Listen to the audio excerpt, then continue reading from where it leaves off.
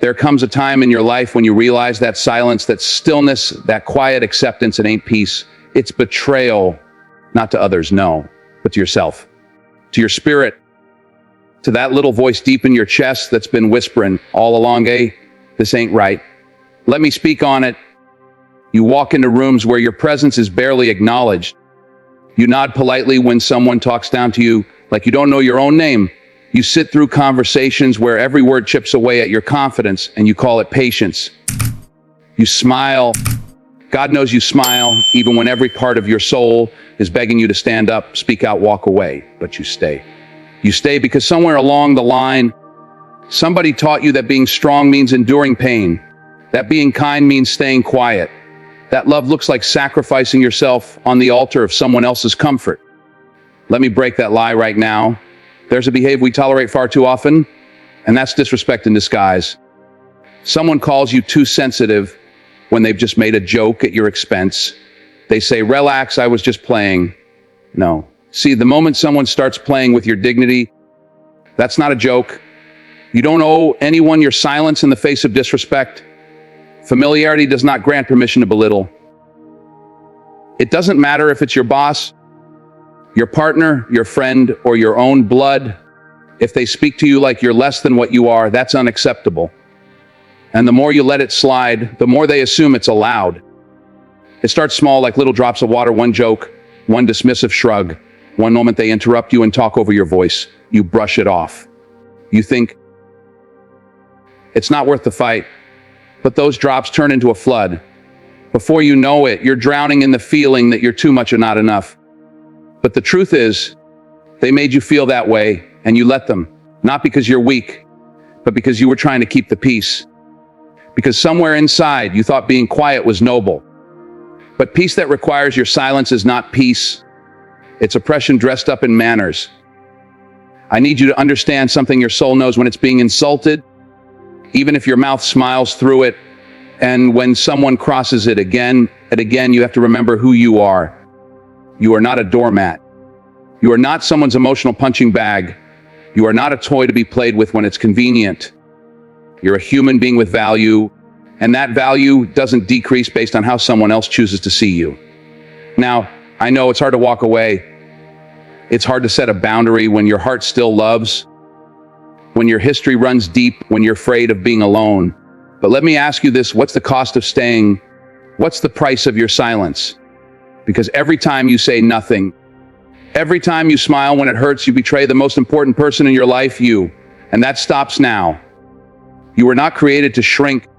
You were not created to carry the weight of other people's insecurities on your back. You were not meant to sit quietly in the presence of disrespect. You were born with a voice. Use it. You were given worth. You were given power. Stand in it. If they can't speak to you with respect, let them speak to your absence. It's not anger. It's clarity. It's not revenge. It's self-respect. And it's not pride. It's survival. Because at the end of the day, it's better to walk alone in truth than to sit comfortably in betrayal. Don't let your silence be the reason your soul forgets how to roar. There's a kind of manipulation that doesn't come with shouting, doesn't come with raised fists or harsh words. No, it's quieter than that. It comes wrapped in guilt, dressed in love, spoken with soft voices and teary eyes. It's the kind that makes you question whether you're the problem for simply having boundaries. It sounds like, after everything I've done for you, or you're being selfish, or you used to care more, and suddenly you're not dealing with a disagreement, you're dealing with emotional blackmail. This kind of manipulation is dangerous because it wears the mask of love. It pretends to be concern, but it's control. It pretends to be sacrifice, but it's scorekeeping. And in between your peace and someone else's approval, you feel like if you say no, you'll hurt them. If you walk away, you're the villain. If you choose yourself, you're betraying them. So you stay, you give, not out of love, but out of fear. Fear that you'll be seen as cold. Fear that you'll lose someone. Fear that they'll make others see you differently. Let me tell you something. Guilt is not love. It's not affection. And it's not connection. Love that makes you feel small isn't love. It's control. And control is not the foundation of any relationship worth keeping. You don't owe anyone your peace so they can avoid their discomfort. You don't have to apologize for protecting your mental, emotional, and spiritual well-being. If someone makes you feel bad every time you put yourself first, that's not your person. That's your warning. The worst part. This manipulation makes you second-guess your own reality. You find yourself apologizing for things you didn't do, explaining yourself over and over for simple choices. You start rehearsing conversations in your head, preparing for the guilt trip you know is coming. You delay your truth to spare their emotions. But you know what happens when you live like that? You disappear, not all at once, but little by little, you become the version yourself they prefer, silent, accommodating, guilt-ridden. And then comes the worst lie you'll ever believe. Maybe this is just how relationships are. No, they are not. Relationships, real ones, are rooted in respect, in honesty, in mutual care, not obligation, not pressure. You have the right to make decisions for yourself without needing a courtroom defense. You have the right to say, that doesn't work for me, and not explain further. You have the right to leave situations that exhaust you, even if the other person thinks you're overreacting. And you have the right to let people who only show up when they need something from you. The truth is, people who use guilt to control you are often afraid of facing themselves. They don't want to do the work. So they shape you into the caretaker, the fixer, the peacemaker, so they don't have to look in the mirror. But you are not responsible for their healing.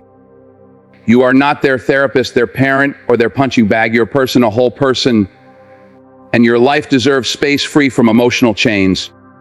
So the next time someone tries to make you feel guilty for honoring yourself, remember this: their disappointment is not your burden, their silence is not your punishment, and their approval is not your purpose. You don't have to bleed to prove you love someone. Healing doesn't require sacrifice, it requires truth. There's something incredibly destructive about a person who refuses to take responsibility for their actions. It's not always loud, it's not always dramatic, but it slowly chips away at the foundation of trust, accountability, and respect in any relationship. When someone consistently avoids owning their mistakes, what they're really doing is shifting the weight of their faults onto your back. And you end up carrying the blame for everything that goes wrong. Every disagreement becomes your fault. Every conflict is somehow something you caused, and their role in it always conveniently erased. You see, people who lack accountability are masters of deflection. They twist reality. They rewrite the narrative. They say things like, "You're too sensitive," instead of admitting they said something hurtful. Or, "You're making a big deal out of nothing." Instead of facing the fact that their behavior crossed a line, they change the subject when they're cornered. They bring up your past mistakes when they can't defend their own. They do everything but say the words that matter most. I was wrong. What makes this so toxic is that it trains you to doubt yourself. You start to question whether you're overreacting. You start apologizing just to keep the peace. You start swallowing your truth because you're tired of the emotional gymnastics it takes to have a simple, honest conversation. You become the emotional garbage bin for someone else's inability to grow up and take ownership. And over time, that wears you down. It makes you feel crazy. It makes you feel like your voice doesn't matter. But it does. Your experience matters. Your feelings are valid. And no one has the right to make you feel otherwise. Being around someone who refuses accountability is like playing a game with no rules, because the rules change whenever they're losing. It's exhausting. And here's the truth they don't want you to realize: it's not your job to fix them. It's not your job to help someone grow. They don't even acknowledge they have growing to do. You can't teach accountability to someone who sees every confrontation as an attack. You can't explain your hurt to someone who only listens to defend themselves, not to understand you. And don't be fooled by temporary behavior. People like this often say just enough to keep you hanging on. A quick, "sorry you feel that way," a vague mean to a half-hearted promise to do better. But then it happens again and again, because they're not sorry for what they did. They're sorry you called them out. There's no real change, no growth, just cycles, patterns, excuses. You deserve better than that. You deserve relationships where apologies are real, where growth is visible, where people don't run from the truth, they meet it head on. Where being wrong doesn't lead to manipulation or silence, but to reflection and correction. Accountability isn't about being perfect. It's about being honest. It's about saying, yes, I did that. I was wrong, and I'll do better. That's maturity. That's integrity. When someone consistently avoids responsibility, what they're really saying is that your pain doesn't matter, that their ego is more important than your emotional safety. And when that becomes the pattern, you have to ask yourself, is this connection helping me grow, or is it just teaching me how to tolerate being hurt? Because in the end, if someone won't hold themselves accountable, they don't deserve access to your peace. Don't carry the weight of someone else's denial. Put it down and walk away with your truth intact. There's a certain kind of relationship that drains you.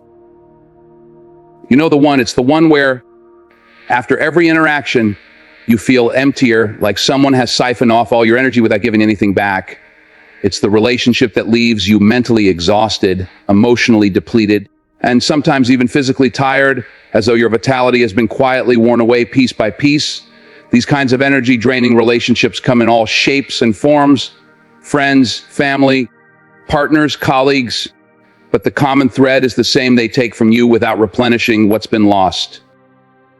The thing about these relationships is that they're insidious. They don't start off that way. In the beginning, it might feel like a normal exchange, two people sharing ideas, having fun, connecting. But over time, you begin to notice subtle shifts. You're the one always listening, always fixing, but when it's your turn to lean on someone, you're met with silence, indifference, or even worse, dismissal. And so, you keep giving, because that's what you do. You're the caretaker, the peacemaker, the one who holds everything together. You give your time, your empathy, your support, but when you need it in return, it's like trying to draw water from an empty well.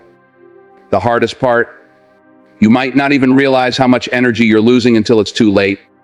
You go about your day feeling drained, but you tell yourself it's just a bad day, just stress, just life. You push through thinking it'll get better, or that maybe you're imagining things. But it's not your imagination, you're not just tired. You're being depleted by someone who doesn't even notice. Or worse, someone who does, but doesn't care. People who drain your energy don't do it with malicious intent most of the time. It's often more subtle, more passive-aggressive. They show up when they need something. They unload their problems on you without ever taking the time to ask how you're doing. They talk endlessly about their issues, their triumphs, their struggles, but the conversation always revolves around them. There's no room for you in that space. And before long, you feel like you're existing in a constant state of giving, with no time or energy left to recharge. But here's the truth: you cannot pour from an empty cup. You cannot continue to pour to others when there's nothing left inside of you. And that's what these relationships fail to recognize. They don't understand that your energy, your time, your spirit are finite resources. You can't keep filling someone else's tank while yours runs on empty.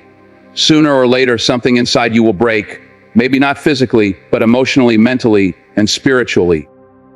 You'll find yourself withdrawing, becoming distant, avoiding conversations, maybe even feeling resentful. And if you continue to give without receiving, you might even begin to lose sight of who you are, what you value, and what you need. It's not selfish to want to be around people who nourish your soul. It's not unreasonable to expect reciprocity. You deserve relationships that uplift you, that support you as much as you support them, that leave you feeling whole, not hollow. You deserve to be around people who don't just take from you, they give back too. People who listen when you speak, who show up for you in your time of need, who appreciate your presence, your energy, and your effort. Relationships like that are built on mutual respect, trust, and balance. The most powerful thing you can do for yourself is set boundaries with people who drain you. Recognize when you're being used, when your kindness is being taken for granted, and when your energy is being siphoned off without any acknowledgement or care. Learn to say no when you need to, even if it feels uncomfortable. It's hard, I know. But setting boundaries is an act of self-respect. It's a declaration that your energy, your time, and your heart matter. You are worthy of relationships that don't just so give, and that's not too much to ask. Remember, you are not a bottomless pit. You are a person deserving of love, respect, and care. And if someone cannot give that to you, then it's time to walk away. You don't owe anyone your spirit. And you don't have to stay in relationships that make you feel like you're slowly disappearing. Protect your energy fiercely, for when you do, you'll find that the people who truly value you will show up restored, energized, and ready to give just as much as they take. The sad truth is that there are people who thrive on diminishing others. They are the ones who constantly belittle, insult, or undermine you, either to your face or behind your back. Their words are sharp, their actions dismissive, and their behavior a steady reminder that your worth is up for debate. These individuals make you feel like you're never enough, like you'll never measure up to some invisible standard they created. And if you're not careful, you start believing them. It starts small, offhand comments disguised as jokes, little digs that feel more like a swipe of character than anything else. Oh, that's cute, but you're really not that good at it. I didn't know you still cared about that. Maybe if you were more like so and so. The comments are often subtle, sometimes wrapped in the guise of concern or humor, but they always serve one purpose: to make you doubt yourself, to make you question your abilities, your worth, and your place in the world. They never seem like much in the moment, but over time, these remarks accumulate, eroding your confidence, your self-esteem, and your spirit. The thing about these types of people is that they rarely take responsibility for their actions. They never acknowledge that their words cut deep. Instead, they gaslight you into believing that you're just being too sensitive, or that you should learn to take a joke. They'll tell you that you're overreacting, making mountains out of molehills, when in reality, their words are the ones causing the harm. And in their refusal to acknowledge the damage they've done, they continue to perpetuate a cycle of emotional abuse. But what's even more dangerous is how these people can make you feel small without you even realizing it. They do it in such a way that you start questioning yourself. You start shrinking in their presence, as if your very existence is too much. You become a shadow of who are because they convinced you that who you are isn't enough. This process is often so gradual that by the time you realize it, you've already lost parts of yourself. You start doubting your decisions, your dreams, your voice, everything that makes you who you are. And if you continue to tolerate this behavior, you begin to believe that this is what you deserve, that somehow their mistreatment is a reflection of your worth. This kind of behavior cannot be tolerated, no matter how much you love or care for the person doing it. Nobody has the right to make you feel like you're not good enough. Nobody has the right to reduce your worth through their hurtful words, actions, or attitudes. You were not born to shrink. You were born to stand tall, to walk through the world with your head held high, and to claim your space. Let me say this clearly: people who belittle others are insecure. They tear others down because they're too afraid to confront their own weaknesses. They need to make someone else feel smaller in order to feel bigger. But the truth is, their need to diminish others comes from a place of deep insecurity, not strength. So what do you do when you're faced with these kinds of people? First, you stop internalizing their words. You stop allowing their opinions to shape your view of yourself. Their criticism is a reflection of them, not you. Second, you set boundaries. You don't have to tolerate anyone who constantly tries to make you feel less than. You don't have to keep quiet and endure the insults. Speak up. Let them know that their behavior is unacceptable. If they continue, distance yourself. Your peace is far more valuable than their validation. Finally, surround yourself with people who lift you up, people who see your worth, people who encourage you, support you, and celebrate you for who you are, not for who they think should be. It's time to stop letting people diminish your light. It's time to stop letting words and actions chip away at your self-esteem. You are worthy of respect, of kindness, and of love, not in spite of who you are, but because of who you are. Your value is not determined by the opinions of others. So walk with confidence, stand with pride, and never let anyone make you feel like you're not enough. You are not defined by the words or actions of those who try to belittle you. You are defined by the strength it takes to rise above them. There is a subtle but dangerous behavior that many people practice, often without even realizing the damage it causes. This behavior revolves around manipulation. Specifically, manipulating your emotions to control or get what they want. It's a tactic that thrives on guilt, shame, and emotional blackmail. A person who manipulates emotionally will often make you feel responsible for their feelings, as though it's your job to keep them happy, at peace, or satisfied. They'll make you feel guilty for setting boundaries or asking for something in return, claiming that your needs are somehow an inconvenience or that you're being selfish for even expressing them. Manipulation at its core is about creating a false sense of obligation. These individuals will use your love, kindness, and compassion against you. They might guilt trip you by saying, "I've done so much for you, and this is how you repay me." Or, "If you really cared about me, you would do this for me." These statements aren't just words, they are weapons. They are designed to make you feel like you owe them something, to make you question your worth, and to make you feel as though you're being unreasonable for simply asking for respect or fairness. And what makes this so insidious is that the manipulation is often subtle enough that it leaves you second guessing your actions. You end up apologizing for things you shouldn't apologize for. You end up compromising your values, your principles, and your happiness just to avoid the guilt trip. And slowly you begin to lose yourself. Manipulation doesn't always look like overt control. Sometimes it comes in the form of passive-aggressive behavior, where a person says something like, "Oh, I guess I'll just handle it myself," or "I didn't think it was important enough to mention, but if you're not going to help." These comments are meant to make you feel guilty, to make you think that your actions are causing harm, even when they aren't. It's a strategy designed to make you feel responsible for another person's emotional state, and to make you feel as though you must continuously bend to their will to avoid their displeasure. At its worst, emotional manipulation can make you feel like you can't trust yourself. You start to wonder whether you're being too harsh, too demanding, or too difficult. You start questioning your intentions and your needs. You lose your sense of clarity. In many cases, people who manipulate emotionally will even try to invalidate your feelings, telling you that you're overreacting, unreasonable. They do this because they don't want to confront their own shortcomings. They don't want to take responsibility for their actions. Instead, they want to place the blame squarely on you, making you feel like the one at fault. The problem with tolerating emotional manipulation is that over time, you begin to build a pattern of self-doubt. You begin to shrink yourself to fit someone else's narrative. You put your needs aside, believing that you're too much or that your happiness isn't as important as their needs. You stop voicing your concerns, stop setting boundaries, and start accepting treatment that you never tolerated before. And the more you tolerate, the more they push, until you've completely lost your sense of self-worth. The real danger in this behavior is that it could take years to realize what's happening. It can be so subtle that you don't even see the erosion of your own identity.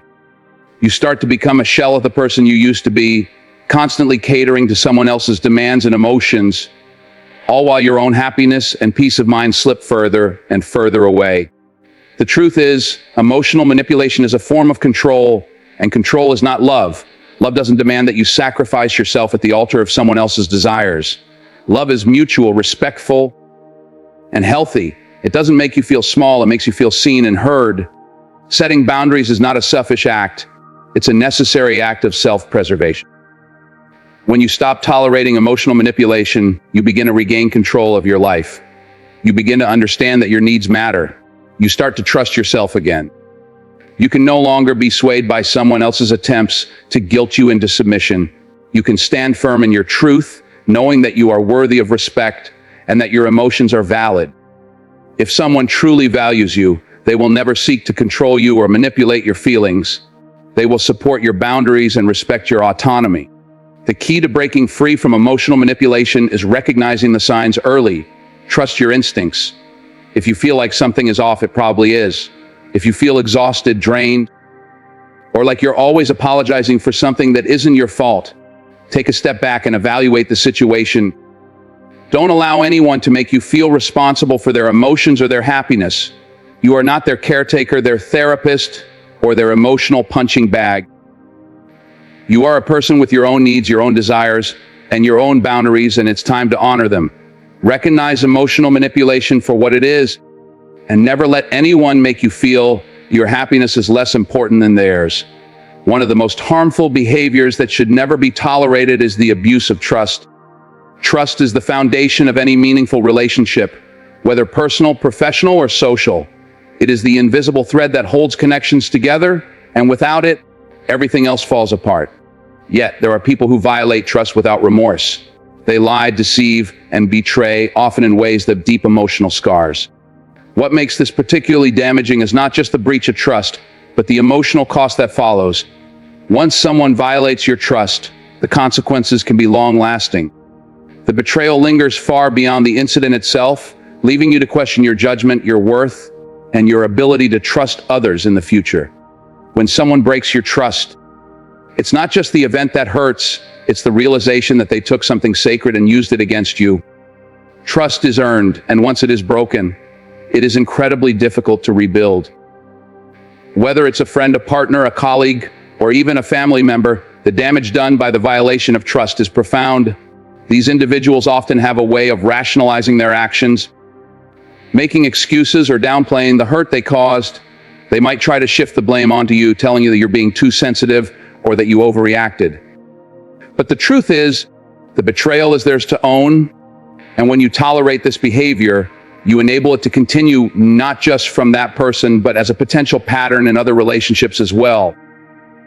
What's even more insidious is that some people will manipulate you into believing that your reaction to their betrayal is the real problem. They might make you feel guilty for being hurt or for expressing your anger. They'll say things like, "I didn't mean to hurt you," or "You're overreacting," which only serves to deflect responsibility. In doing so, they minimize the significance of their betrayal and shift the focus onto your response.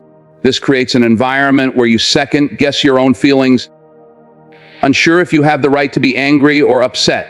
It's a form of gaslighting that makes you doubt your perception of reality. And in the end, you're left questioning whether you should continue to tolerate this treatment. The real danger of tolerating trust violations is that it begins to chip away at your self-worth. When you allow someone to break your trust and continue to behavior without consequences, you send yourself the message that you don't deserve better. You tell yourself that you are not worthy of honesty, respect, or loyalty. Over time, this mentality can become ingrained in your subconscious, and you begin to settle for relationships and manipulation instead, and mutual respect and trust. You might find yourself excusing poor behavior, telling yourself that everyone makes mistakes, or that you should be forgiven mean to hurt you. But forgiven doesn't mean allowing someone to keep hurting you.